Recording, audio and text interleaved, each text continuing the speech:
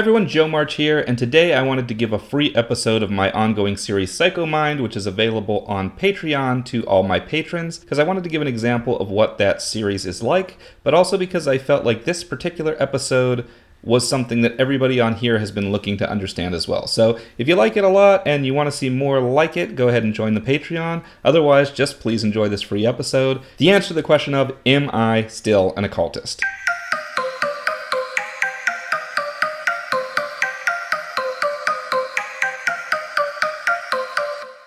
Hi patrons.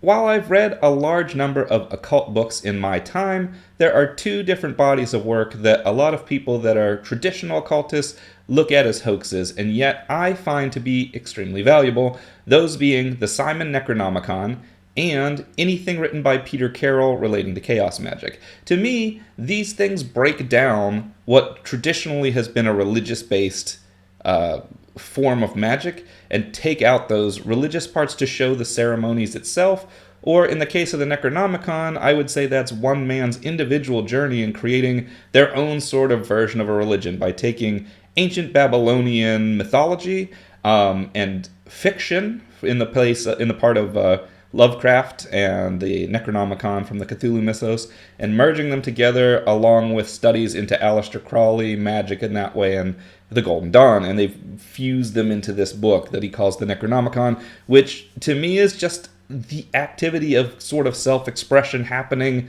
in front of you. So it's kind of cool to me to be able to read that, because I feel like I'm diving into the mind of this person and what works for them as a practice, and you can see where I'm going with that. Merges directly into Peter Carroll and Chaos Magic, where he's taken and stripped all of the context off and just puts the bare bones, here's how one would create their own religion sort of feel to magic. And so I've always enjoyed that, because I feel like it pulls all the minutia out and lets you see the bare bones of what's going on underneath. So to me, they're not hoaxes so much as they're just a very different view of what magic is, and that has also helped me over the years to form my views of what this entire process is. It's helped me to break away from, say, traditional occultism in general.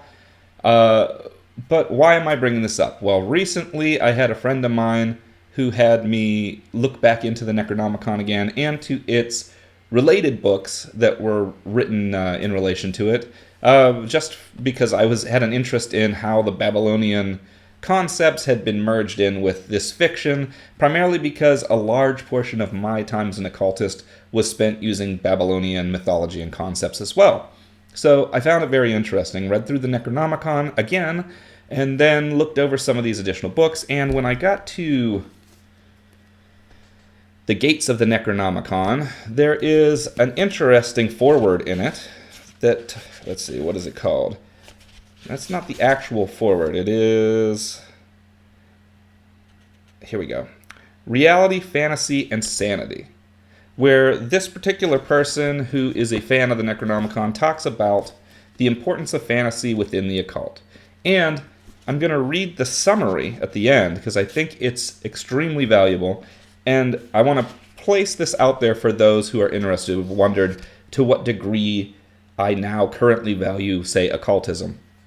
If what this summary describes as occultism is what you describe as occultism, then I am still an occultist.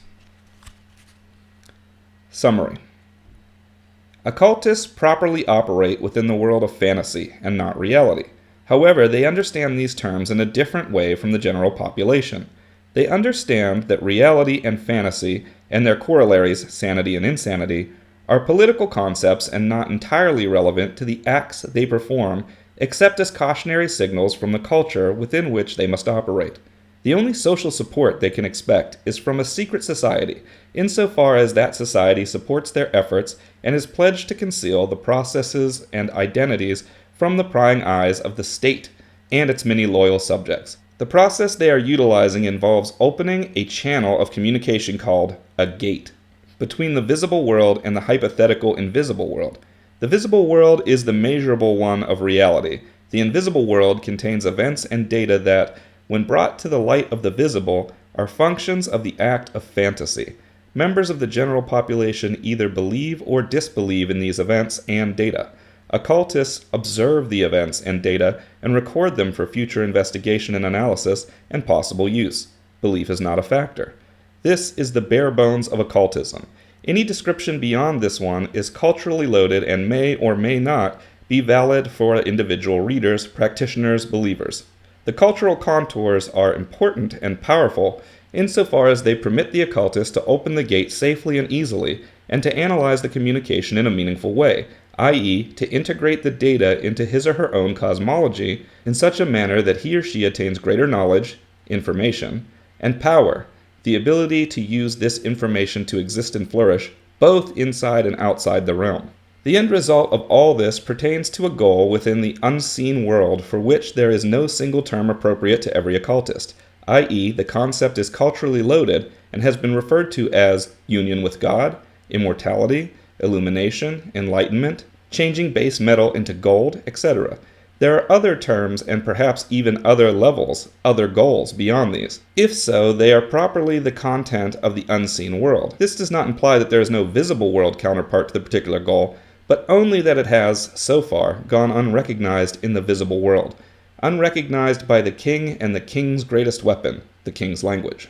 So what is that saying? To me, that's saying that the ability to dive into one's own psyche is far more important than the average person realizes, and that process is the process of what many occultists are speaking on. That is how I view occultism now, and when I say that I'm no longer an occultist, I mean that I'm no longer a YouTube occultist. I'm no longer this presence of someone teaching, say, magic, because I don't believe in the superstitious side of it anymore. I don't use many of the practices of traditional occultism.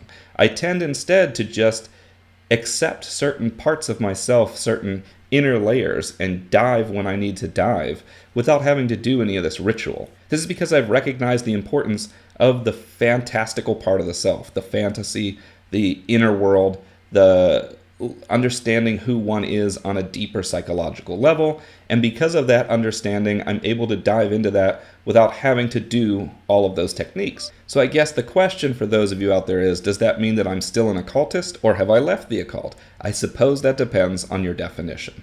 As always, I want to thank everybody for listening, and thank you for your time, and until next time, safe travels.